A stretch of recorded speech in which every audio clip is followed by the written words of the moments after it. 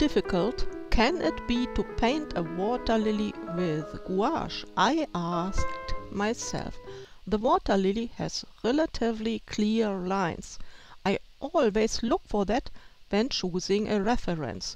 First I drew the water lily digitally, and then I printed the flower on mixed media paper. To paint the water lily was learning by doing. Basically, I use gouache a bit like watercolor. I deliberately put the colors into a watercolor palette.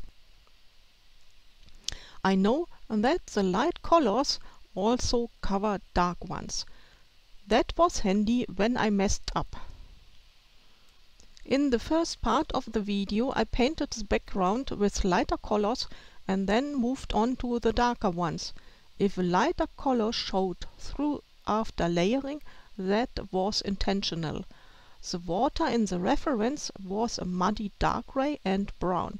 For my image I changed that to a kind of dark blue with brown tones and a splash of black. I wanted the water to be very dark, like in a tragic fairy tale. I had to apply several layers for this. At the very end I experimented with effect pigment. I have a watercolor palette with glitter paint. The effect paints mix well with gouache, but the result is rarely predictable. So after I managed to make the lake as dark as I wanted, I lightened it again by mistake with the effect pigment. I just didn't mix in enough dark blue, brown and black. I lost patience with the water and left it as it was. I cut out the step with the effect pigment. I was angry with him and he didn't deserve to be shown. With the leaves of the water lily I tried to support the natural curve of each leaf with my brush strokes. After applying a light and a darker layer of green, I found the brush strokes to be too busy.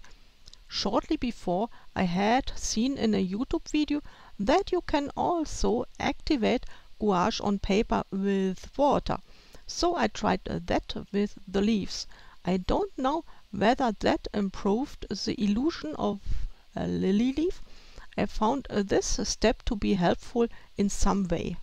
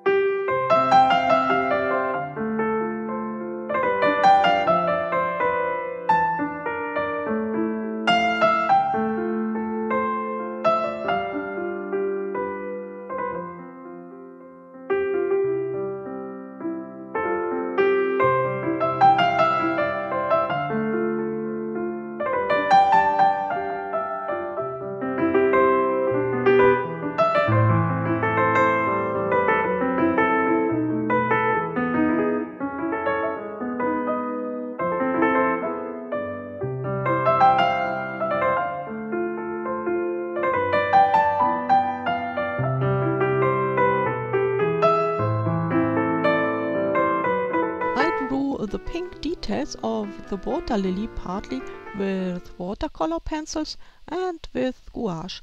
You can see me trying to activate the color of the colored pencil with water. I was not satisfied with the result and added pink gouache to the inner petals of the water lily. Drawing the delicate pattern of the water lily petals with a colored pencil required more patience than I could master in one day, so I split the project up into several days. I am still a beginner artist. Because of my chronic fatigue, I learn much more slowly than the teacher's model students. I was part of Marc Brunet's feedback group for a year. I learned a lot from Mark's feedback to me and to others in the stream. However, I was not impressed by the students who shared a nearly perfect sketch with the group after the live stream and told the others that it only took them an hour to draw it during the stream. If it takes you 2 hours to make a better stick figure, such statements can be demotivating.